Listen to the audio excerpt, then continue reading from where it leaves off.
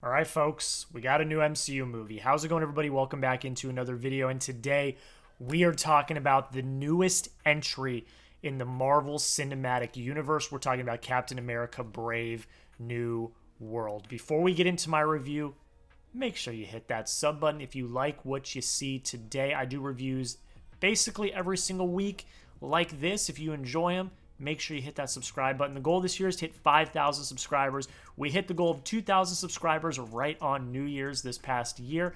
Help the channel grow. If you like what you see, we're going to have more reviews all year long. Don't miss out. Hit that subscribe button. All right. Captain America Brave New World. I was highly anticipating this. Of course, another Marvel Cinematic Universe vehicle. I love the Marvel Cinematic Universe. We know how it is, but they have kind of lost their way in, the last few years. Of course, I had two takes going into this year. My first take was the year 2025, with the slate that we have, is make or break for the MCU. If the MCU could not land a solid slate this year, I think the universe as a whole is in big trouble that I don't even think a Doomsday or Secret Wars could fix. My second take, though, which, if you were worried about my first take, I do think we were going to be okay. I thought that the potential that we had seen in the trailers, everything that we had heard from behind the scenes, I thought we were going to be okay. So I felt a little bit optimistic about it. And I am pleased with what we got from Captain America Brave New World. I'm going to get into each part of my ranking system. I did rank it in 80 out of 100, so it's fine. It's not going to reinvent the wheel. It's not a top tier level Marvel movie, but it is solid. I think that's going to be the word of the video, is solid. Everything about this movie has good bones, good structure, but it does falter in some ways, shapes, or forms. So without further ado, let's get into the review. After meeting the newly elected US President Thaddeus Ross, Sam finds himself in the middle of an international incident. He must discover the reasons behind a nefarious global plot before the true mastermind has the entire world seeing red. Yeah, this is an interesting one. Like I mentioned off the top, solid. That's what this movie is. It's got a really good structure.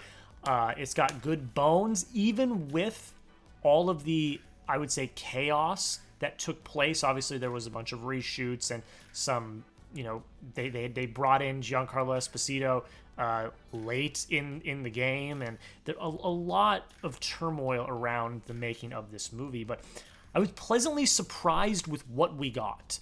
I think you will hear that sentiment from a lot of people, is I didn't expect a lot from this, and I was pleasantly surprised with what we got. And I would echo that sentiment. Like I said, I gave it an 80 out of 100. I think it's got solid bones. It's got a lot of good.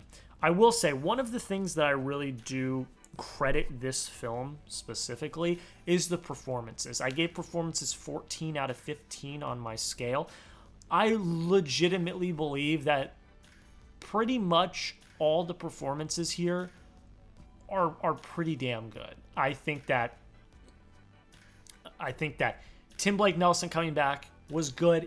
Probably my least favorite character of them all was a little forgettable. I think if it wasn't for the Incredible Hulk attachment, I don't think he really would have stood out that much. I think Giancarlo Esposito was the standout in terms of villains, although he was heavily underutilized.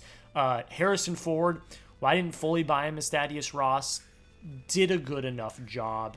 I think that you could tell he was having fun with it and that he was going all in. Did that lead to the biggest emotional impact? No. I'll get into that in the writing when I talk about the writing of the movie. But I will say, I think that Anthony Mackie and Danny Ramirez are fantastic together. They have excellent chemistry. I am so excited to see them in the future of the MCU. But this is Anthony Mackie's film. And I think that he does bring a really nice stoicism to the mantle of Captain America. At times, this can be a heavy film. It does tackle some themes that are heavy to talk about. And while they don't talk about them that much, another gripe I have with the writing that we'll talk about in a little bit, there is, again, a stoicism, a gravitas to Mackie that does make giving him the shield worth it. I know a lot of people were skeptical. Is Mackie, is Sam Wilson, is that the right choice for Captain America? And I personally loved it. Even in Falcon and Winter Soldier, I thought he was great. But I think he truly, wholeheartedly earned, deserved, and showed why he is Captain America. If I remember correctly in my reviews of Falcon and Winter Soldier, I thought he earned it then. But being the lead character of this vehicle, another Captain America movie, the first one since Steve Rogers left us, he carried that mantle with such grace, with, like I said, great gravitas. It was awesome. He was great. I will say, though, Carl Lumbly is the standout of this movie. Also, I feel a little bit underutilized, but when he is utilized, he shines. He is the emotional core of this movie. He is someone that you are fully rooting for and devastated by the things that happen to him, and you know what happens. You see it in the trailers, but I'm not going to say it. We're going to keep this spoiler-free as possible. When he's on screen, the emotion is phenomenal, and I thought that he in particular gave probably the best performance of the entire film. Although I do love Anthony Mackie and what he was able to accomplish. Entertainment, 8 out of 10. I think one of the things that this movie does do well is the action. I know that Marvel, as of late, has not done great when it comes to action sequences. They can be tightly edited and a bunch of close-up shots and not really that great. But it works here. I think there is a lot of close-up shots while also some wide-out shots that make it, you feel every punch while also get a sense of the scope and the entire backdrop of what's going on. The aerial combat's awesome. I've always loved that since Sam was introduced in Winter Soldier. The aerial combat, and obviously I love Iron Man, my favorite character in the MCU. Aerial combat in the MCU has always been something that I've really enjoyed. And the fact that that is a basis of Captain America and Falcon here is awesome. And I really, really liked it. I think that is one of the things that succeeds here. I think that the sequence in Mexico at the beginning of the movie is great. I really liked it. I thought it showed this iteration of Captain America. It's not Steve Rogers just running in and punching a bunch of people and throwing people. This is a different type of combat, a different type of fighting style, because Sam does not have the super soldier serum, and that's something that's tackled here in this movie that I really liked. Is that Sam is not Steve Rogers. He does not have the super soldier serum. He does not have superhuman strength and all of the things that come with it, but he is still capable. He is still worthy of holding that mantle. And I think that they showed that in the fight sequences, especially, like I said, that first one that showed. It set the tone. This is a new combat style for Captain America, and I liked it quite a bit. So it was entertaining, 8 out of 10. I was entertained throughout. It did what it needed to do. Direction, 8 out of 10. Julius Onah, I believe is how you pronounce it, and if it's not, I apologize. Brought a good vision here. I think there were some beautiful shots in this. I think it's composed relatively well. Like I said, I think the action was executed in a way that was highly engaging and kept me engaged. This movie did keep me engaged. That was something that I was a little bit worried about. Shorter runtime, less than 2 hours, but it did still keep me engaged throughout, and there was no real boring spots in this. And I think that's a successful directorial vehicle. I think that Julius did a great job. 8 out of 10. Not reinventing the wheel, but bringing us a very solid entry in the MCU. Like I already kind of hit on cinematography, 4 out of 5. It's not gonna win any Oscars, but there is some nice composition, some nice choreographed shots. I thought the cinematography was good. Score, 3 out of 5. Didn't hear it, didn't really feel it, didn't do anything for me. Baseline, good enough, does what it does. Pacing, 3 out of 5. We got to what I thought was the third act, and it really wasn't. It was actually the second act, so that threw me a little bit for a loop. It lags a little bit, probably around the middle, but once you get going, like I said, I was engaged. It wasn't me looking at my clock. I looked at my clock once because I thought we were in the third act and we were actually in the second act. But yeah, the set threw me for a little bit of a loop. So yeah, the pacing a little bit off. Technical 13 out of 15. I actually think the visual effects here look good. I like, again, Marvel as of late, not a great reputation. Visual effects are another one of the things that they do not have a great reputation of as of late. I do think it looks good. Red Hulk looks good. It looks believable. They get the job done. And I really like that. I think the costumes are really great. I love the new Captain America suit. I love the Falcon suit. They look awesome. Good. Like, gets the job done. It's solid. It's got a firm foundation. It is a solid entry in the MCU that is worth a watch. Rewatchability 4 out of 5. I really like, and we'll talk about this in a second when I get to the writing. It takes it a little bit back to its roots in terms of the gritty, political espionage type thriller. I saw someone say in their review, and I kind of agree with it, there is big Tom Clancy vibes here. And so I enjoyed that. This is as much of a base level Marvel movie as you can get nowadays, with a Red Hulk, that kept it as grounded as possible. And I liked that. I thought that was good.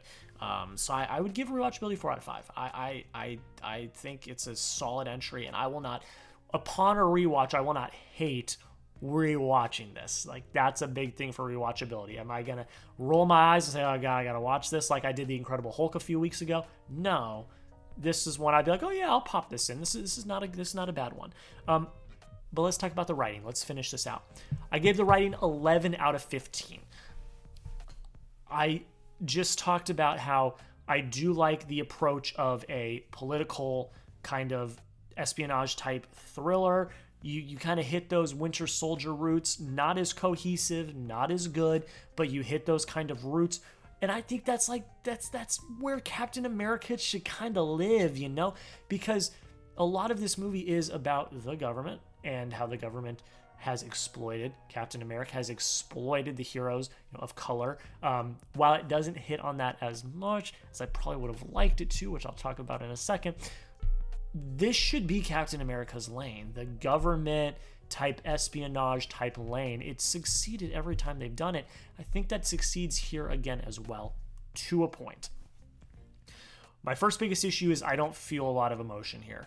I think you could have nailed the emotion if you were focusing more on the struggles of both Captain America and the struggles of Isaiah. I think that they tackled it a lot in Falcon and Winter Soldier, but they did not tackle it really at all here. They did it a little bit in the beginning of the movie and a little bit at the end of the movie, but I would have liked to see them tackle. I mean, people are going to roll their eyes here, but the experience of Captain America being black, and Isaiah, who's also black, who's the original Captain America, being forgotten and being thrown in jail and experimented on, and this mantle that people think that he doesn't deserve it, and he has to work even harder, and he has to work even more to earn his seat at the table. He talks about this at the end of the movie. He has this little dialogue with the new Falcon, where he talks about you got to work a little harder. People like us have to work a little harder to get our seat at the table. And I really liked that conversation, but there's none of that in this movie. Most of the time, he is doing the orders of Thaddeus Ross, someone who's thrown him in jail and has hunted him down. And now you're gonna just do whatever he asks you to do. I found that a little hard to believe, especially after we did examine these struggles that he goes through a little bit in Falcon and Winter Soldier. Like, I would have liked to see them tackle that a little bit more. The story of Isaiah and Sam is so much more intriguing to me than Sam and Thaddeus Ross. Like, I don't know. I get that needed to be a part of the story, but I would have been more interested in seeing Sam deal with the trials and tribulations that come from him being Captain America, but also being black in America. Like, those themes were tackled in Falcon and Winter Soldier. They are mentioned in this movie, but not talked about nearly enough. And I think that would have been a more interesting angle than the angle they took. Making this a, quasi Incredible Hulk sequel did not interest me nearly enough as what we could have probably had. This had the makings of being a great movie, and it turned out just being an okay movie. I hope I didn't lose anyone there. I probably lost a few people, but if you're still here, thank you. But yeah, like I said, when Isaiah's on screen, he has the most compelling presence on screen of anyone in this movie. He is the emotional leader of this movie, and he's so underutilized, and that storyline is so underutilized, and the themes that could have been explored are so underutilized that it felt cheap to me, and it felt like it felt situational and a bit manipulative for certain story beats to take place. I would have really liked to explore those themes a little bit more, and they did. Again, it was a quasi Incredible Hulk sequel, which you guys know my distaste for the Incredible Hulk. This is better than the Incredible Hulk, but it at times felt a little eye-rolly. I'm like, guys, what are we doing here? Like, come on. Why do we got to do this? But it is what it is. So yeah, I did have issues with that. I felt no emotional attachment at all, except for when we were meeting with Isaiah. I think if they would have tackled some of those other themes and some of the struggles that Sam goes through, trying to, earn his seat at the table, as he says, that's much more intriguing and much more emotional. But they went down the route they went. So yeah, that's kind of my biggest gripe. I think that I would have liked to see something different. The villain, kind of already talked about. If he wasn't connected to the Incredible Hulk, if he wasn't someone we already knew, probably wouldn't be as intriguing. Was interesting enough, but didn't do anything spectacular. And Giancarlo Esposito was brought in during the reshoots, and you can tell, heavily underutilized. I think he's one of the best characters in this movie if he's utilized more. He's hardly utilized.